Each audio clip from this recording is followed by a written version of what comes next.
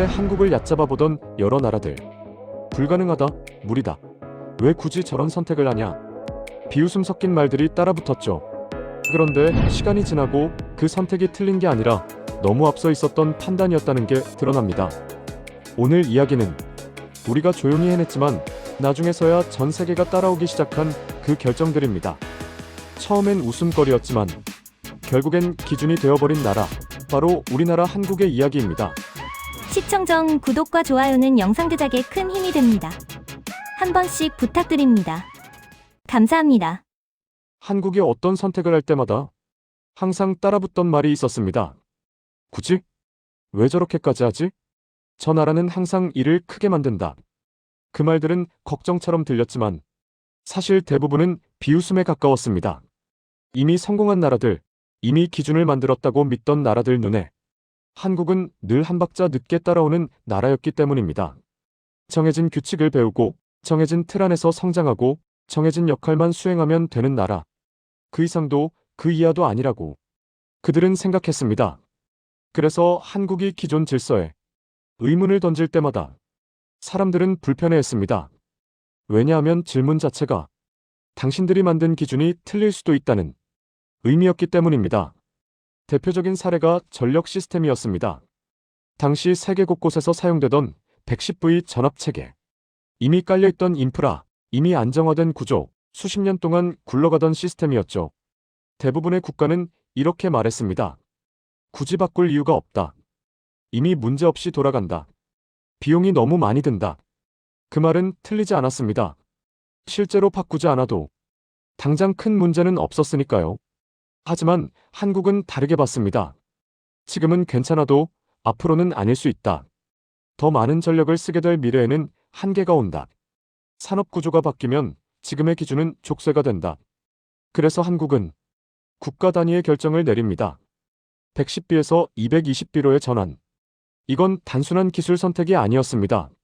전봇대와 변압기 교체, 가정용 전자제품 전면 수정, 공장 설비 재설계, 안전 규정과 법 체계 개편까지 돈이 들고 시간이 들고 사고 위험도 높아질 수 있는 선택이었습니다. 그때 해외 언론과 전문가들의 반응은 지금 다시 봐도 차갑습니다. 경제 규모에 비해 과한 선택이다. 실익보다 위험이 크다.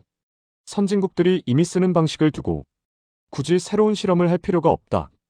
심지어 일부 유럽 국가에서는 한국의 결정을 두고 기술적 자존심 때문에 버리는 무리수라는 표현까지 나왔습니다. 한국은 또 한 번 튀는 나라, 말 안 듣는 나라, 괜히 판을 흔드는 나라가 되었습니다. 하지만 결과는 시간이 증명했습니다. 전력 손실은 줄었고 고출력 산업이 안정적으로 성장했으며 제조업과 반도체, 정밀 기계 산업이 빠르게 확장될 수 있는 기반이 만들어졌습니다. 처음엔 조용했습니다. 아무도 크게 주목하지 않았습니다. 왜냐하면 한국은 그 결과를 크게 떠들지 않았기 때문입니다.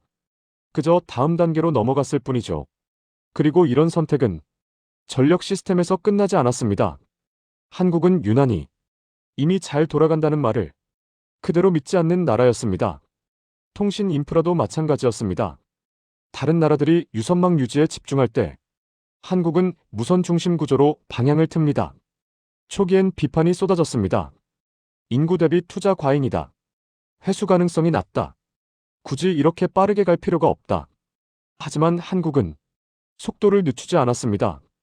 그 결과는 모두가 알고 있습니다. 초고속 인터넷 보급, 모바일 환경 최적화, 플랫폼과 콘텐츠 산업의 폭발적 성장.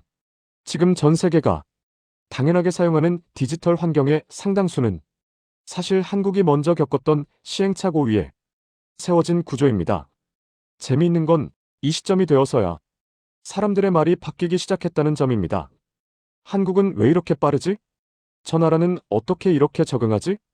처음부터 계산된 선택이었나? 불과 몇 년 전까지만 해도 무모하다고 평가받던 결정들이 이제는 선제적 판단으로 불리기 시작했습니다.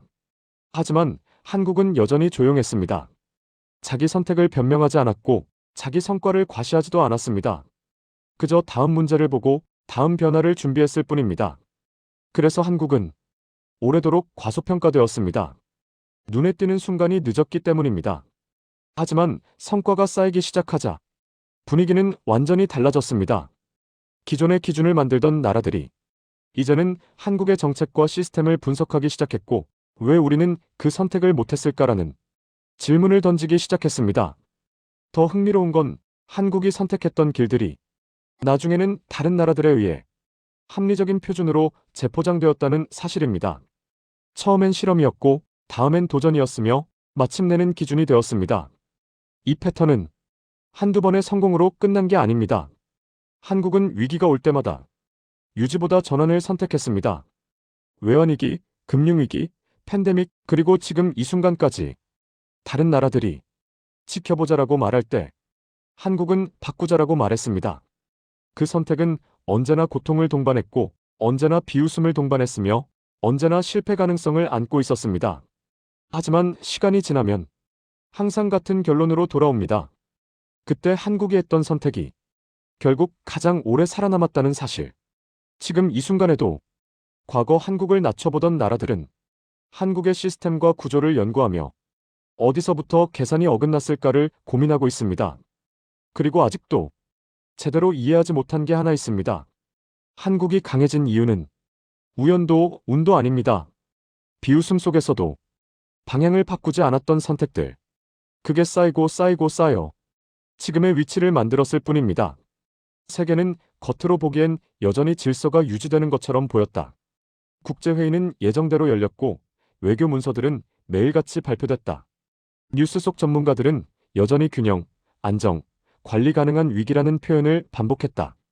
하지만 그 말들은 점점 현실과 어긋나기 시작했다. 겉은 멀쩡했지만 안에서는 이미 뼈대가 무너지고 있었다. 결정적인 균열은 미국의 선택에서 시작됐다. 미국은 더 이상 세계의 경찰 역할을 하지 않겠다고 분명히 선을 그었다. 유엔 분담금은 줄었고, 해외 분쟁 개입은 축소됐으며, 외교 정책의 기준은 명확하게 자국 이익 중심으로 이동했다. 더 이상 세계 전체를 책임지는 구조는 유지하지 않겠다는 선언이었다. 표면적으로 보면 합리적인 선택이었다. 왜 미국만 책임져야 하느냐? 왜 미국의 세금과 병사로 다른 나라의 문제를 해결해야 하느냐? 이 질문에 미국 내 여론은 고개를 끄덕였고, 정치권은 그 흐름을 정책으로 공식화했다. 문제는 그 다음이었다. 미국이 한 발 물러났을 때 세계가 스스로 균형을 잡을 것이라는 믿음은 완전히 빗나갔다. 미국이 물러나자 세계는 자동으로 굴러가지 않았다. 누군가 대신 핸들을 잡을 거라 기대했지만 아무도 앞으로 나서지 않았다. 리더십은 공백이 됐고, 책임은 떠돌기 시작했다. 유엔 안전보장이사회는 사실상 기능을 상실했다. 회의는 열렸지만 결론은 나오지 않았고, 결의안은 상정됐지만 통과되지 않았다. 거부권은 반복적으로 사용됐고, 책임은 서로에게 전가됐다. 중국은 조건을 걸었고, 러시아는 상황을 관망했으며, 유럽은 내부 합의조차 이루지 못했다. 말은 많았지만 행동은 없었다. 그 사이 세계 곳곳에서는 관리되지 않는 위기들이 동시에 터지기 시작했다. 아프리카 소말리아에서는 무장 충돌이 급격히 격화됐다. 국제감시 체계는 제대로 작동하지 않았고, 중재를 맡을 국가는 보이지 않았다. 한 달, 두 달이 지나자 사망자는 수만 명 단위로 늘어났고, 수십만 명의 난민이 국경을 넘기 시작했다. 그러나 국제사회는 명확한 대응을 하지 못했다. 유엔은 결의안을 통과시키지 못했고, 각국은 우려를 표명하는 수준에 머물렀다. 방글라데시에서는 초대형 사이클론이 국가 전체를 덮쳤다. 수백만 명이 삶의 터전을 잃었고, 식수 공급과 의료 시스템이 동시에 붕괴됐다. 과거 같았으면 국제 구호 네트워크가 즉각 가동됐을 상황이었다. 하지만 이번엔 달랐다. 예산은 이미 묶여 있었고, 지휘 체계는 불분명했으며, 각국은 자국 상황을 이유로 지원을 미뤘다. 지금은 우리도 여유가 없다. 우선순위를 정해야 한다. 그 말들 사이에서 사람들은 조용히 죽어갔다. 중동에서는 형태가 보이지 않는 전쟁이 시작됐다. 대규모 사이버 공격이 동시에 발생했고, 전력망과 금융 시스템, 통신 인프라가 순식간에 마비됐다. 피해액은 수백억 달러에 달했지만 더 큰 문제는 누가 공격했는지조차 명확히 규정하지 못했다는 점이었다. 책임을 묻는 순간 더 큰 분쟁으로 번질 수 있었기 때문이다. 과거라면 미국이 나서 경고하고 압박하고 질서를 정리했을 사안이었다. 그러나 이번엔 아무도 움직이지 않았다. 모두가 알고 있었다. 지금 나서는 순간 모든 책임을 떠안게 된다는 사실을 세계는 그제서야 깨닫기 시작했다. 이 상황은 단순한 위기가 아니라 공백이라는 사실을. 권력이 사라진 자리의 질서는 자동으로 생기지 않았다. 국제회의장에서는 서로를 향한 비난만 오갔다. 당신들이 책임져야 한다. 우리가 먼저 나설 이유는 없다. 조건 없는 개입은 불가능하다. 회의는 길어졌고 결론은 없었다. 성명은 반복됐고 상황은 악화됐다. 이 시점부터 세계는 묘한 분위기에 휩싸였다. 모두가 불안해했지만 아무도 먼저 움직이지 않았다. 움직이는 순간 감당해야 할 비용과 정치적 부담이 너무 컸기 때문이다. 각국은 노골적으로 계산하기 시작했다. 이 위기가 우리에게 어떤 손해를 주는지, 어디까지 개입하면 감당 가능한지, 국내 여론은 얼마나 버틸 수 있는지. 인도적 지원조차 숫자로 계산됐다. 사람은 점점 사라지고 수치와 보고서만 남았다. 세계 언론은 공통된 표현을 쓰기 시작했다. 리더 없는 세계. 책임이 증발한 국제 질서. 말은 많고 행동은 없는 시대. 그리고 이 기사들 속에서 이상하게도 자주 빠지는 이름이 하나 있었다. 한국이었다. 그때까지만 해도 아무도 한국을 이 혼란의 해결사로 생각하지 않았다. 한국은 군사 강국도 아니었고 경제 규모로 세계를 압도하는 나라도 아니었으며 외교 무대에서 큰 소리를 내는 국가로 인식되지도 않았다. 한국은 늘 성실한 중견국, 자기 일 잘하는 나라 정도로만 언급됐다. 그래서 아무도 주목하지 않았다. 하지만 바로 그때 세계 곳곳에서 작지만 이상한 변화들이 포착되기 시작했다. 소말리아 일부 지역에서 무장 충돌의 빈도가 줄어들었고 난민 이동 경로에는 이전에는 없던 의료 거점과 식수 시스템이 생겨났다. 방글라데시 임시 거주지에는 생소한 로고가 붙은 구호시설이 설치됐고 중동의 몇몇 국가에서는 사이버 방어 체계가 조용히 복구되기 시작했다. 대대적인 발표는 없었다. 기자회견도 정치적 선언도 없었다. 그래서 처음엔 아무도 이 변화들을 하나로 연결하지 못했다. 누가 한 거지? 어느 나라가 개입한 거야? 국제기구인가? 하지만 시간이 지나며 공통점이 보이기 시작했다. 사진만 찍고 떠나는 지원이 아니라 시스템을 남기고 사라지는 방식. 군대를 앞세운 개입이 아니라 현지 인력을 훈련시키는 구조. 조건을 붙이는 원조가 아니라 운영권을 넘기는 지원. 그리고 그 뒤에는 늘 같은 이름이 있었다. 한국이었다. 이 사실을 가장 먼저 알아챈 건 강대국이 아니었다. 현장에서 일하던 구호단체 관계자들, 현지 행정 담당자들이 먼저 느꼈다. 이번엔 다르다. 이번엔 누군가 진짜로 남아있다. 세계는 여전히 혼란 속에 있었지만 아주 천천히, 아주 조용히 균열의 방향이 바뀌기 시작했다. 아직은 아무도 이 변화를 정확히 정의하지 못했다. 하지만 분명한 건 하나였다. 이 무너진 세계 속에서 누군가는 이미 다음 질서를 준비하고 있었다는 사실이다. 세계는 여전히 혼란 속에 있었다. 전쟁은 끝나지 않았고 난민 문제는 해결되지 않았으며 기후위기는 더 이상 예측이 아닌 현실이 되었다. 국제 질서는 회복되지 않았고 누구도 공식적으로 우리가 책임지겠다고 말하지 않았다. 하지만 분위기는 조금씩 달라지고 있었다. 소란스럽지는 않았고 뉴스 헤드라인을 장식하지도 않았지만 분명한 변화가 감지되고 있었다. 회의실 안에서였다. 국제기구 실무회의, 비공개 외교협의, 다자간 조정 테이블에서 조심스럽게 같은 이름이 반복되기 시작했다. 한국은 지금 뭘 하고 있지? 그쪽 방식은 꽤 안정적이더라. 현장 반응이 좋다는 보고가 올라왔다. 처음엔 단순한 참고 사례였다. 누구도 공개적으로 말하지 않았고 누구도 공식 안건으로 올리지 않았다. 그저 한번 살펴보자는 수준이었다. 하지만 이 이름은 회의가 거듭될수록 점점 더 자주 등장했다. 그리고 결정적인 순간이 찾아왔다. 대규모 난민 수용과 재정 붕괴가 동시에 진행되던 한 지역에서 기존 국제 지원 체계가 완전히 작동을 멈췄다. 자금은 있었지만 집행이 안 됐고 인력은 있었지만 지위가 없었으며 시스템은 있었지만 연결되지 않았다. 그때 현장에서 올라온 보고서 하나가 회의 테이블에 놓였다. 한국 방식으로 전환한 지역은 유지되고 있다. 그 문장은 짧았지만 묘하게 무거웠다. 왜냐하면 그 말은 곧 기존 방식이 실패했다는 뜻이었기 때문이다. 사람들은 묻기 시작했다. 한국은 무엇을 다르게 했는가? 왜 그 방식만 작동했는가? 답은 의외로 단순했다. 한국은 주도권을 잡지 않았다. 대신 구조를 만들었다. 군대를 앞세워 통제하지 않았고 돈으로 말하지도 않았으며 도덕적 우위를 내세우지도 않았다. 한국이 한 건 단 하나였다. 현지 시스템이 스스로 굴러가게 만드는 것. 구호 물자를 던져주고 떠나는 대신 현지 인력이 관리하고 유지할 수 있는 구조를 먼저 만들었다. 단기 성과를 보여주는 대신 외부 지원이 빠져도 무너지지 않는 설계를 선택했다. 이건 화려하지 않았다. 사진이 잘 나오지도 않았고 정치적으로 어필하기도 어려웠다. 그래서 초반에는 아무도 관심을 두지 않았다. 하지만 위기가 길어질수록 바로 이 점이 결정적인 차이를 만들었다.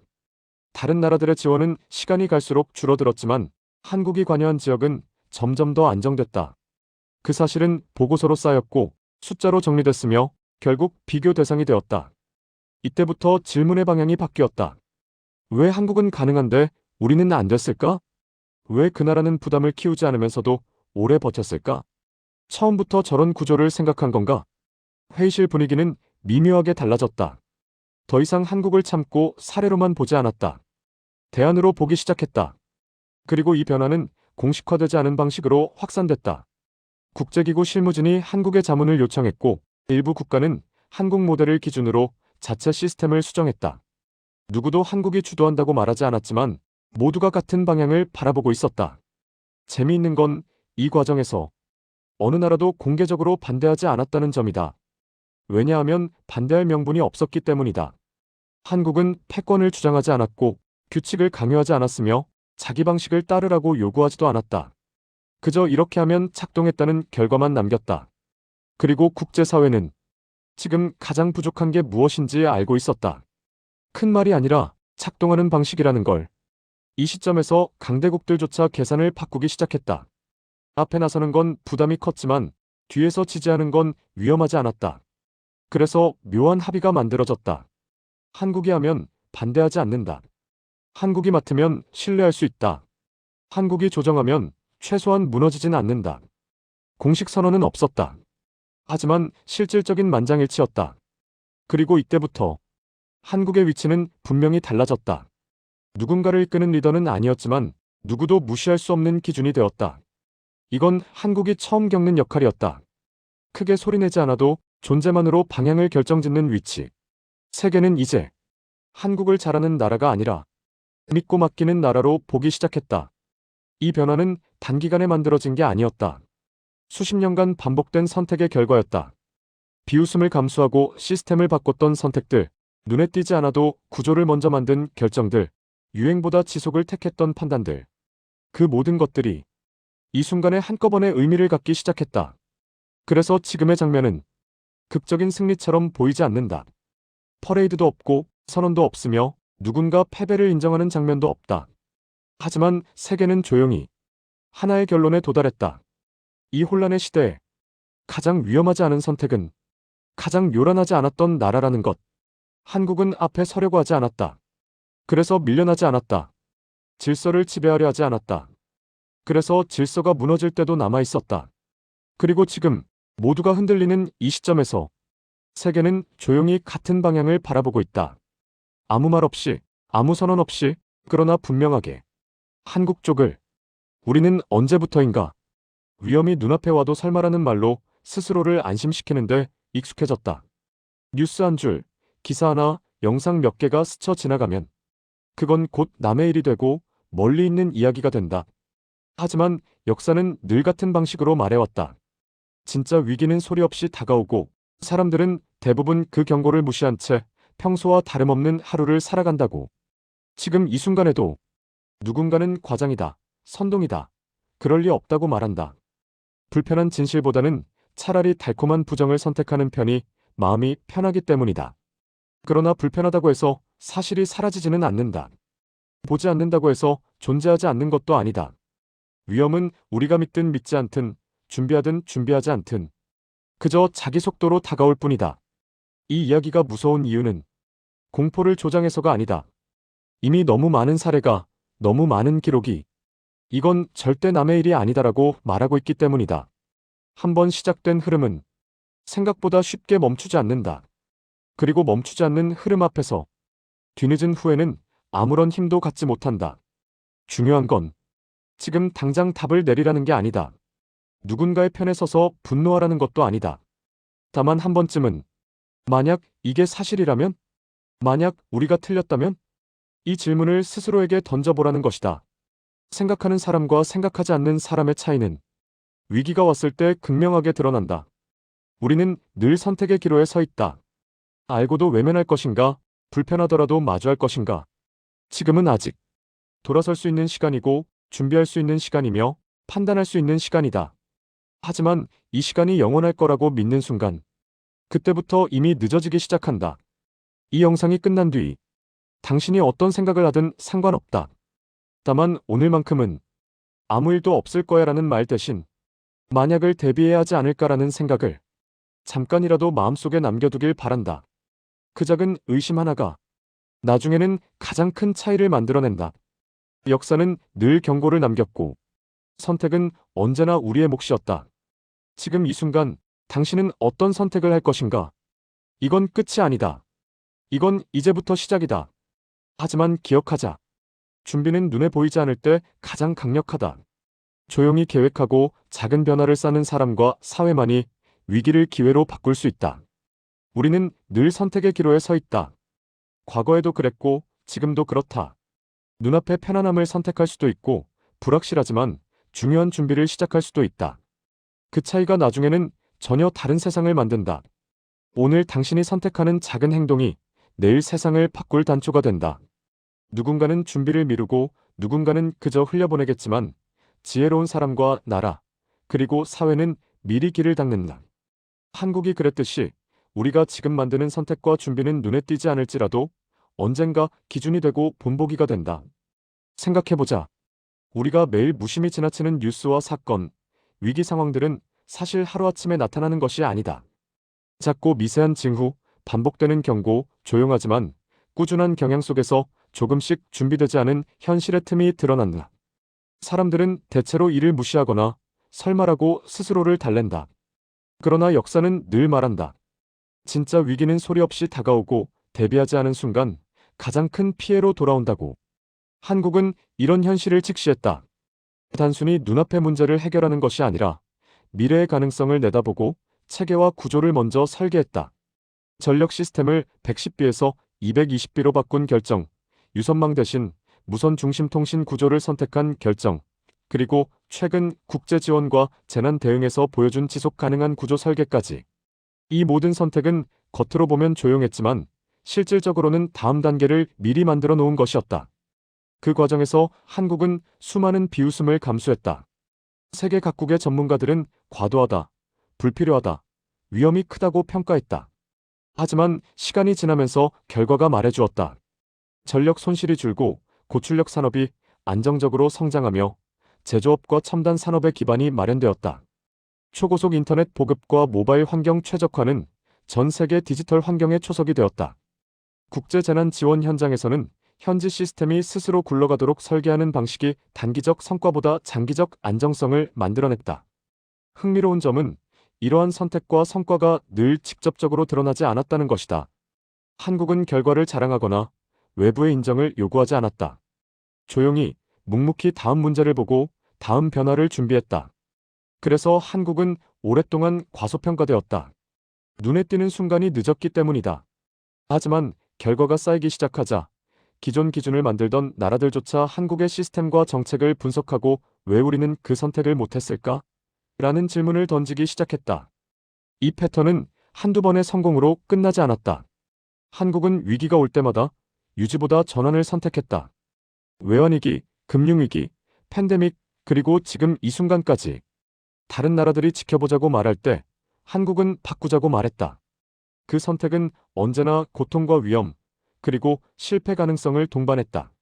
하지만 시간이 지나면 결과는 항상 같았다.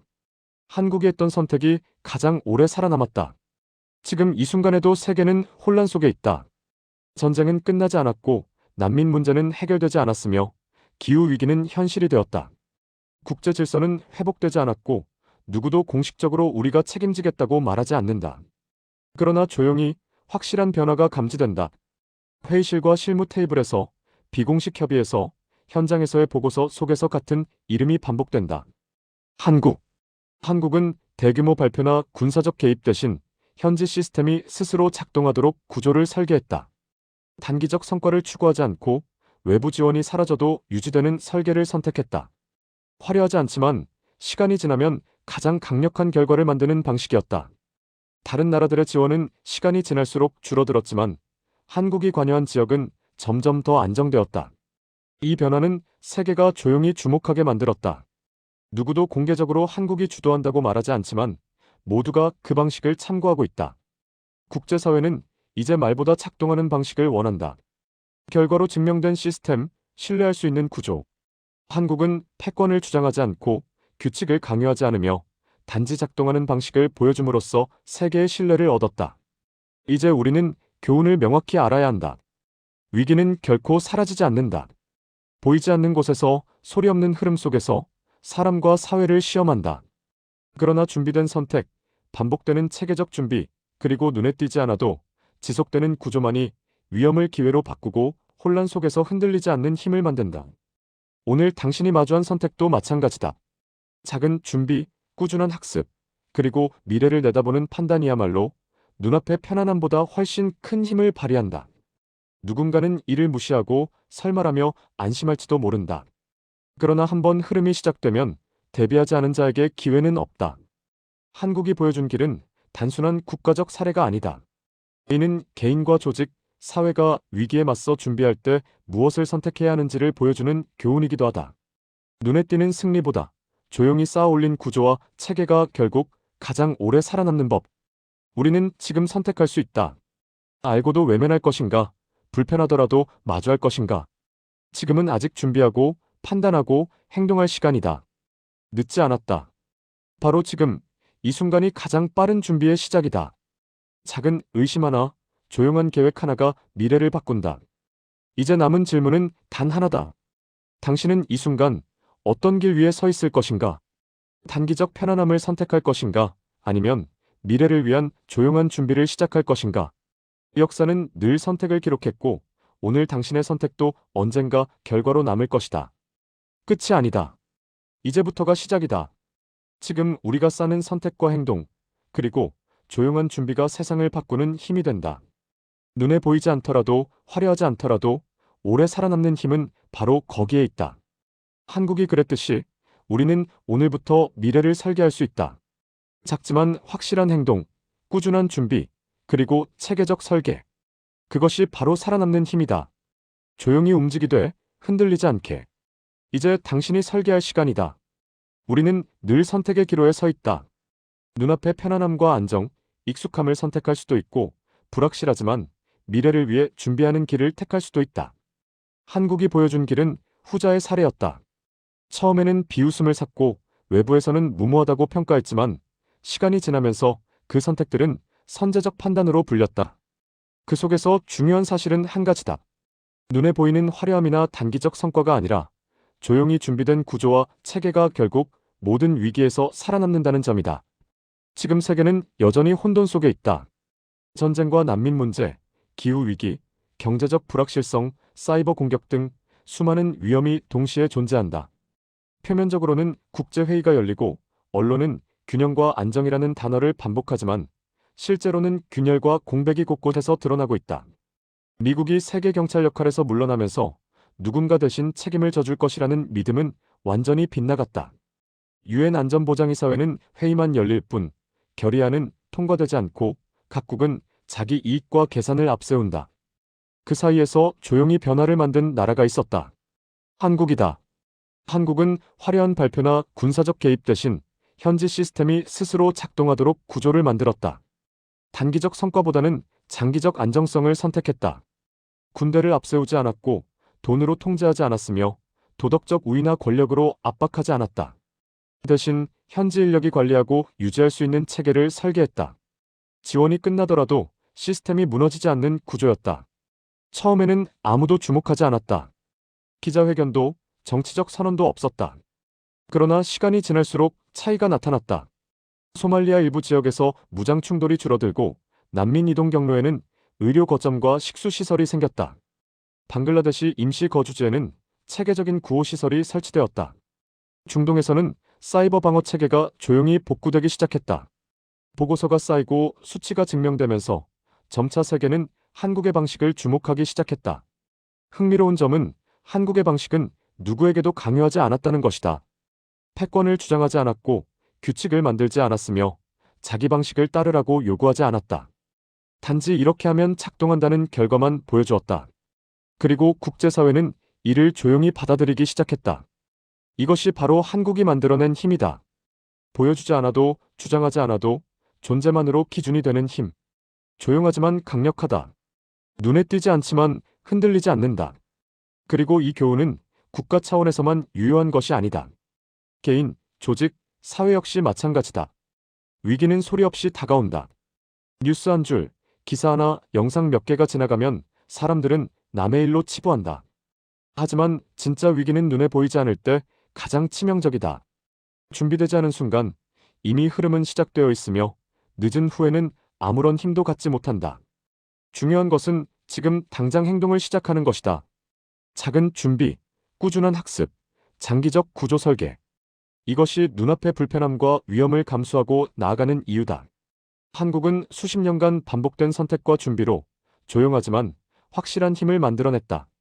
이제 우리는 그 교훈을 개인과 사회, 미래의 선택에 적용해야 한다. 우리는 언제부터인가 위험을 설마라는 말로 축소시키고 불확실성을 무시하며 단기적 안락함을 선택하는 데 익숙해졌다. 그러나 역사는 늘 경고했다. 진짜 위기는 예고 없이 다가오며 대비하지 않으면 가장 큰 피해를 남긴다고. 작은 의심 하나, 미리 시작한 준비 하나가 결국 가장 큰 차이를 만든다. 지금 이 순간 당신의 선택은 단순히 오늘의 행동을 넘어 미래를 결정짓는 힘이 된다. 선택은 눈앞의 편안함과 안정, 혹은 미래를 위한 준비 사이에서 이루어진다. 어느 쪽을 택할지는 당신에게 달렸다. 중요한 건 지금 선택하지 않으면 언젠가 후회하게 될 가능성이 높다는 사실이다. 한국이 보여준 것처럼 눈에 띄지 않아도, 화려하지 않아도 반복되고 체계적인 선택이 가장 오래 살아남는다. 우리는 지금 작은 준비를 시작할 수 있다. 체계를 만들고 구조를 설계하고 미래에 대비하는 작은 선택을 시작할 수 있다. 단순한 행동 하나, 정보 수집, 계획 작성, 작은 변화의 습관 만들기까지 모두 포함된다. 그것이 눈앞의 위기를 넘어 미래를 안전하게 만드는 힘이다. 그리고 이 힘은 한 사람, 한 조직, 한 사회가 쌓을 때 비로소 완성된다. 작은 선택이 모이고 경험이 축적되고 실패와 시행착오 속에서 시스템이 강화된다. 한국의 선택들이 수십 년간 이어진 것처럼 우리도 지금부터 꾸준히 준비해야 한다. 눈에 띄지 않더라도 그 과정 자체가 미래의 기준이 되고 언젠가는 다른 이들의 참고가 된다. 결국 위기가 다가올 때 생존과 성공을 좌우하는 것은 단순히 돈이나 힘이 아니다. 조용하지만 확실한 준비, 체계적인 계획, 지속 가능한 구조 설계, 그리고 장기적 관점에서의 판단이야말로 가장 큰 무기다. 한국이 보여준 방식이다. 이제 남은 질문은 단 하나다. 당신은 어떤 선택을 할 것인가? 단기적 편안함을 선택할 것인가? 아니면 미래를 위한 준비를 시작할 것인가? 오늘의 작은 의심과 선택, 조용한 행동 하나가 내일의 세상을 바꾼다. 끝이 아니다. 이제부터 시작이다. 눈에 띄지 않아도, 화려하지 않아도 오래 살아남는 힘은 바로 여기서 시작된다. 한국이 보여준 길처럼 우리는 오늘부터 미래를 설계할 수 있다. 조용히 움직이되 흔들리지 않게. 준비와 선택은 이제 당신의 몫이다. 그리고 반드시 기억하자. 역사는 선택을 기록하고 준비되지 않은 자에게는 위기를, 준비한 자에게는 기회를 남긴다. 지금 당신이 쌓는 체계, 설계, 준비가 바로 미래를 바꾸는 힘이 된다.